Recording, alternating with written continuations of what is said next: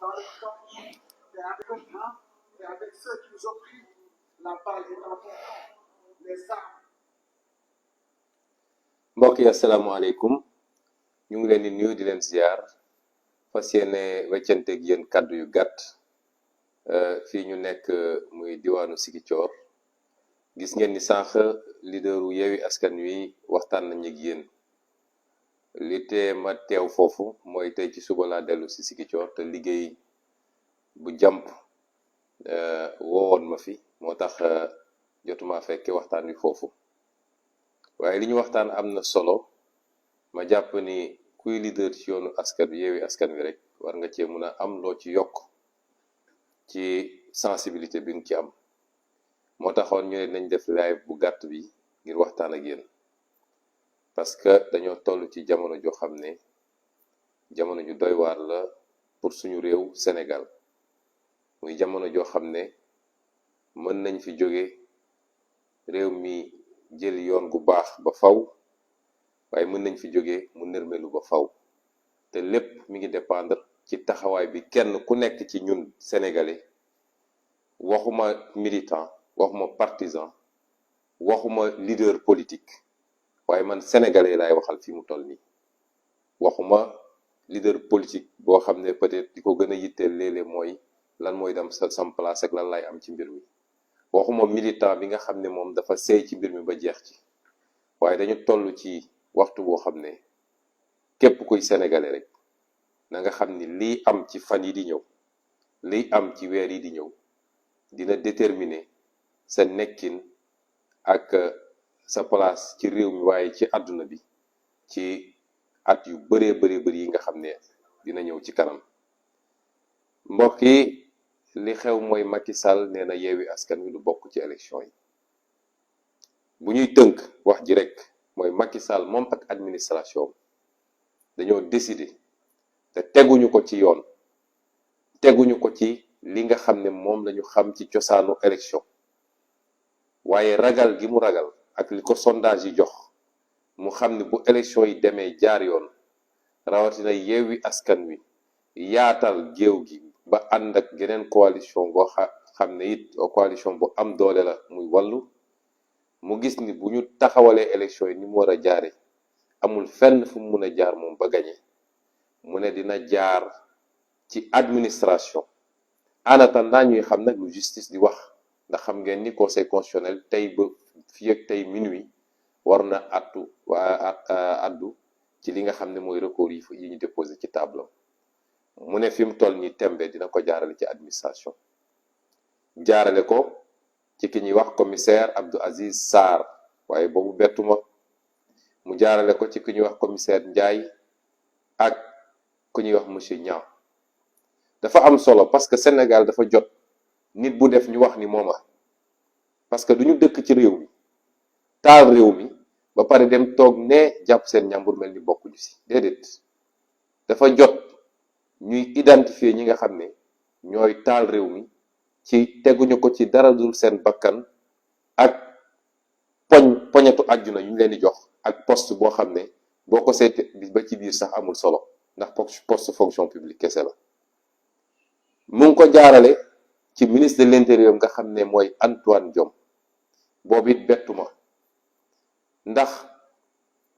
ñaare ñi nga xam ne dañoo jàpp ni dañoo am une revanche à prendre sur leur propre histoire ils sont prêts à tout pour ay poste ak ay rôle li may wax ñi xam-xam nañu mu ne donc da koy jaarale ci ñooñu gannaaw bi mu forcingé élection bi mu fi toogee léegi sénégalais yu bëri gëm nañ ni Macky Sall musul gagné élection lu weesu 2012 ci boppam la ca des yépp ay mboxum la waaye est-ce que dinañu continuer di ko seetaan mu nekk ci loolu est-ce que tey war nañoo nangu Macky Sall imposé ni ñu moom listam yi nga xam ne dafa waroog yoon dafa violé yoon ñeneen violé yoon ñu dàq seen liste boobu tey mënuñoo bokk te doorul tey bu leen fàtte ni 2019 éliminé nañ fi ay candidats teg ko ci parrainage 2022 bi éliminé nañu ay candidats teg ko ci parrainage lan moo war a tax moom Macky Sall ak ñi mu àndal gannaaw bu ñu jalgatee yoon ci parrainage ñu ne faw ñu jàllale seen dossier moo tax ñii wax naan nañu ut solution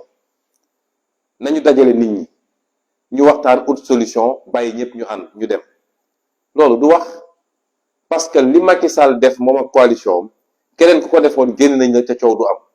lan moo waral moom su doonee moom ñu ne faw tey ñu jàllale ko parce que am nañu gëm ni élection warul mun a am Sénégal sans Benno Bokk Yaakaar loolu mooy lan Benno Bokk Yaakaar coalition la comme ñeneen ñi ñu nekkee coalition bu jalgatee yoon dañ koy génne ci élection bi ñi ñu ci génne ci élection bi anañu su bëree ba bëri dañoo bind dem justice ne d'accord ma bu ko defee conseil constitutionnel wax lan moo tax moom Macky Sall ñu ne tey forcément ak coalition bi dinañ jàll ci élection bi ba pare wëlbatiku ne dañuy galgal yeneen élection yeneen candidat yeneen coalition bi duñ dem élection bi ci lu tegwul ci yoon du ma dugg ci débat technique yépp juristes yi wax nañ ci ñaari fan yi weesu constitutionnalistes yi wax nañ ci spécialiste élection wax nañ ci léegi conférence des leaders wax na ci moo tax wax ju bëri yi jaru ko xam ngeen lu fi des mooy laaj gi may laaj kenn ku nekk ci Sénégal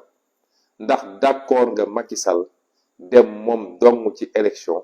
gagné assemblée nationale samp ndëndëm pour toogaat fi 20 ans wala 30 ans moom ak famiyam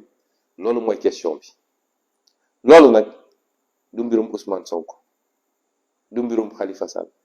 du mbirum Déthié Fall du mbirum Abdou Sy du mbirum sëñ Moustapha Sy du mbirum képp koo xam ne yaa ngi ci coalition du mbirum coalition wàllu waaye mbirum kenn ku nekk ci Sénégalais yi yow taximan bi xam nga li ngay daj yow infirmier bi xam nga li ngay daj yow jàngalekat bi xam nga li ngay daj yow ménagère bi xam nga li ngay daj yow transporteur bi xam nga li ngay daj yow étudiant bi xam nga li ngay daj yow mi ne ci diaspora bi sax xam nga li ngay daj ndax bëgg ngaa dellu te mënoo dellu si ngir yorin gu ñaaw ñu am chance historique jëlaat suñu réew moomaat suñu bopp parce que loolu mooy enjeu buñ ko fàtte mukk nag parce que léeg-léeg ñu réeral ñu ci ay wax yu amul solo nit ñi topp ci médiatisation bi ba ñu fàtte ni coow li nekkul foofu jamono ji ñuy toog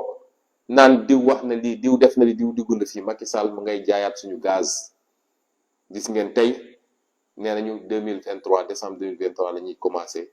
production bi c'est-à-dire bu ko desee weer pour mu abal ñu ci réew mi te ma ngi cay waxtaan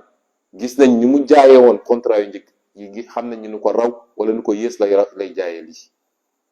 loolu mooy enjeu yi tey yow mbokk mi est-ce que pare nga pour seetaan loolu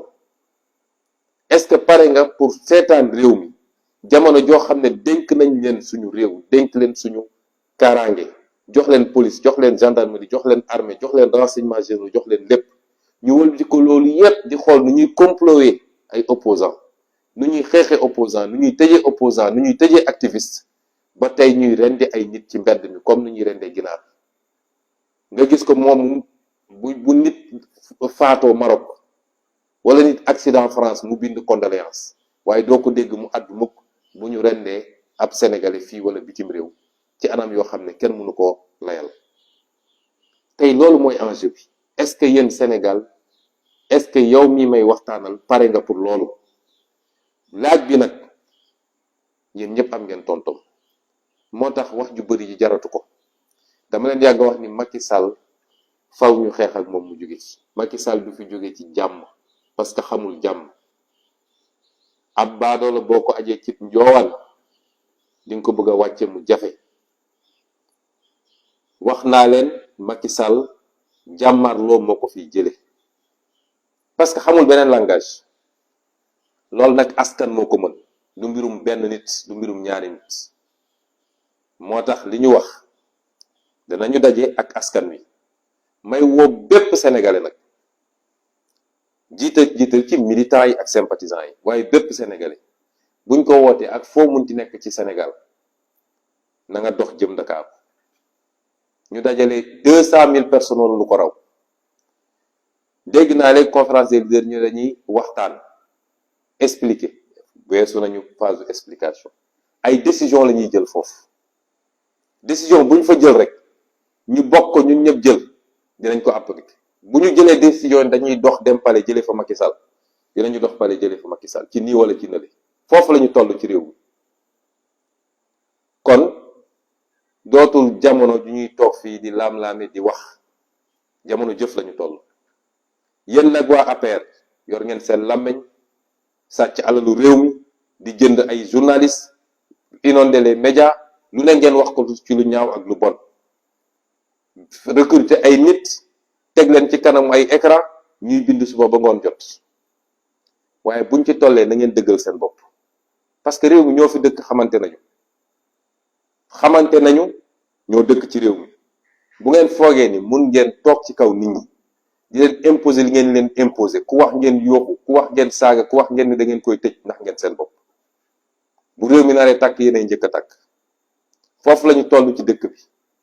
may wax nag particulièrement la jeunesse amul exception takku leen jóg foofu lañu toll ay appel à insurrection nangam man maa wax li ma wax et je l'assume Macky Sall foog na ni dem na ut ay armes anti ay pour réprimer ay manifestations changer commandement foog ni mun na noot nit ñi ndax na boppam dafa ne lu fi amoon dootu fi am gëm naa loolu ci moom surtout waaye fitna ku ko taal doo ci mucc te foofu lañ ci toll ci Sénégal seen avenir nag la Macky Sall bëgg ak hypothéquer ci caaxaan ndax lu toll ni élection nga ne coalition bi nga xam ne tey moo ëpp doole ci Sénégal sénégalais yi am ci yaakaar nga ne ci ay pexe yoo xam ne laluwul ci dëgg di nga ko génne ci élection bi yow dong nga dem ci élection loolu su ko sénégalais yi nangoo it te foofu lay daanelee ndax wax jaru muy gudd toll nañ foo xam ne ku nekk dafa war a jël responsabilité lu waay nangu rek te di magum jëm na ko assumer du mbirum Ousmane Sonko du mbirum Massamba du mbirum Mademba dañoo toll foo xam ne kenn ku nekk dafa war a assumer responsabilité kon ndaje boobu buñ ko wootee na Sénégal yëpp génn nañ fa jël ay décision ci li ñu war a def su dee jàpp nañ ni matu ko ñun ñëpp ñu ne matu ko bu dee jàpp nañ ni mat na ko ñu xool lan lañ ci war a def toutes les solutions sont envisageables parce que foofu lañ ci toll lii laa bëggoon waxtaan ak yéen ci lu gàtt di daaneel ci wax leen nag ni ñu ngi essayer nërmal xel yi ñenn ñi sax ci biir opposition bi nga xam ne Macky Sall la ñuy liggéeyal bëgg a gëmloo nit ñi ni Yewwi Askan Wi mi ngi négocier ak Macky Sall bu desee kenn ku dul mës a négocier ak Macky Sall man de Ousmane Sonko ci la bokk ñi àndoon ak Macky Sall bi muy nekk opposant ba fal ko mu nekk ci gouvernement jox leen ay ministères ñu nekk ak moom mu leen di fay ay millions suñuy wax ñen ñooy négocier ak opposition ci ñooñu lañu war a dem xool ñun négocier wuñu ak Macky Sall te àdduna du dox ba ñu négocier ak Macky Sall la ñu wax dafa leer benn élection bi kenn du ko dàq dinañ ko dinañ ko amal ci délai bi mu war a amee ñaareel bi mooy loi bi nañ ko appliquer niñ ko war a appliquer su waree dal ci Macky na dal ci Macky ci waree dal ci Yewwi dal ci Yewwi su waree dal ci keneen dal ci keneen waaye def nii kumba am ndey kumba amul ndey loolu jeex na Sénégal loolu nag mooy li ñu waroon wax ci lu gàtt di anticiper nag di wax ci ñi nga xam ne Khalifa Sall wax na ko léegi Sénégal dëkk bu métti la boo waxee ñu ne dafa dëgër boo waxee ñu ne wax ji neexul ñi nga xam ne tànk ki yor bant ki yor yet gi tànk mi ngi yor yetam di dóore fi ñu toog duñ fa bouger duñu wax de waaye ki ñuy dóor bu fekkatoo rek ñu ne nitu fit naa ngi nii may wax yéen jeunesse su Sénégal bu leen déglu ñooñu yéen intellectuel Sénégal yi bu leen déglu ñooñu yéen transporteurs yi commerçant yi yéen diaspora yéen keneen ak keneen bu leen déglu ñooñu parce que réew mu mës a baax rek dafa am génération bu jël responsabilité am foo dégg ñu ne révolution dafa am ñu jël seen responsabilité ñun sax wootewuñu loolu waaye dañu ne réew mi charte yi fi nekk te moom moo may Macky Sall mu dem ba gagné élection Abdoulaye Wade nangul ko mu dem yoonam charte yooyu la ñuy continuer appliquer ba 2024 gën saa gudd nag laa wax ñu ne keneen gagné na ci anam bu leer Sénégalais yi wóolu nañ keneen moom mu jël ay bagages am dem leneen lu mu bëgg a def nag yenn fitna te moom mooy ci moom ci boppam la fitna yi njëkk a dal. lii la ñu bëggoon waxtaan ak yéen ci lu gàtt ngeen jéggal ma parce que dama jàpp ni dafa am waxtu yoo xam ne du waxtu nekk fii di laam-laame ak di wax ay langage yoo xam ne déedéet Macky Sall xamul loolu. tant que defuñu front jàkkaarloog moom li mu yéene dina ko def te administration dina ko nangul na ko ba pare justice dina ko nangul parce que lan moo tax administration gaaw képp kuy opposant mu notifié la ci loo xam ne sax dëppoowul ak yoon tey ba tey ji notifié gul Benno Bokk Yaakaar lan moo waral loolu waa direction générale des élections kon Macky Sall fi mu bëgg a jëm suñ ko arrêté wul dina fa dem conseil constitutionnel dina valider listam daal di invalider suñu liste bu ko sénégalais yi nangoo nag man Ousmane Sonko dinaa ñëw toog fii ma toog Ziguinchor gérer sama mairie jàpp sama ñàmbur ñu seetaan leen ak Macky Sall ba xam fu gët di mujjee wànnent ñu ngi leen di gërëm di leen sant asalaamaaleykum wa rahmatullah